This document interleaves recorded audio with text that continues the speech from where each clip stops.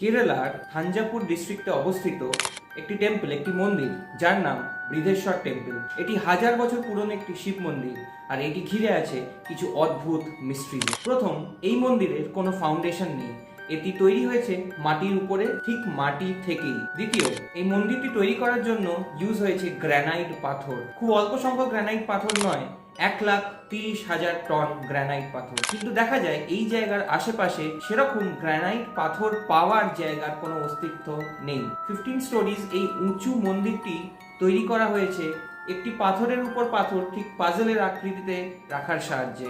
এটিতে ইউজ করা হয়নি কোনো রকম অ্যাডহেসিভ বা সিমেন্ট। অদ্ভুতভাবেই দুটি পাথরকে জুড়ে জুড়ে পাজল আকৃতিতে এই মন্দিরটি তৈরি করা হয়েছে। 1000 বছরের মধ্যে এই মন্দিরটি কতবার সহ্য করেছে কত ভূমিকম্প।